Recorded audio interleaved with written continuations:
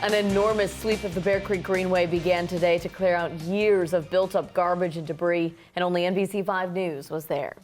Good evening, and thank you for choosing NBC5 News at 6. I'm Kristen Hosfeld. And I'm Craig Smallum. The coordinated effort between city and county agencies swept nearly 25 acres. This area of the Greenway between Medford and Central Point has been an especially big issue, according to county officials. NBC5's Miles Federici took an exclusive look at the site. He's live in Central Point with our top story at 6. Miles?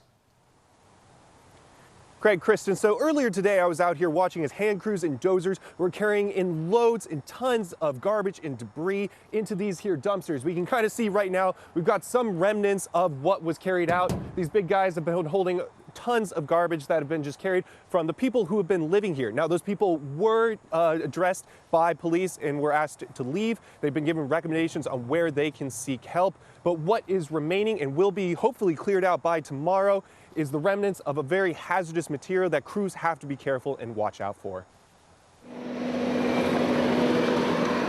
This is significantly larger. This is a long time coming for sure. Nearly 25 acres of the Bear Creek Greenway is undergoing one of the largest sweeps in years. After nearly a decade of embedded transient camps, this site between Medford and Central Point is finally being cleared out. This one was not real large, but it had been here a long time. But the work happening in this area isn't easily accessible. Most of these camps have been buried deep in the undergrowth for years. While the residents have been moved out, the cleanup is arduous as there's hazardous materials in the area. And right there, you don't want to walk at all.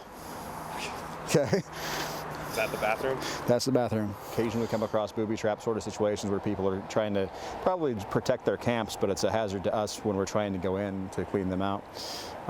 Syringes, needles, that sort of thing is a real problem. It's not cheap either. Jackson County Parks estimates just the cost to rent equipment and remove the debris is nearly $5,000. That's not including labor. These are funds that could be used towards enhancements on the Greenway. We could be doing lighting, we could be doing benches, we could be doing other much more user-friendly things with these funds that would benefit the taxpayers rather than cleaning up other people's garbage. Over the next 2 days, it's estimated over 250 cubic yards of waste will be removed. For some perspective, that's about 7 of these 40-yard dumpsters filled to the brim with waste. People cycling through, living for a few weeks, a few days, whatever it is, some living for years.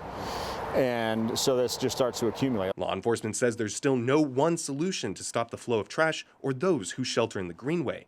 But the hope is they can make incremental changes and help those who need it most. There's some trial and error involved, but that's the part we have to focus on a lot more as well. It's great to clean up garbage, but cleaning up garbage doesn't solve the problem. There's a much greater issue, bigger problems that need to be addressed.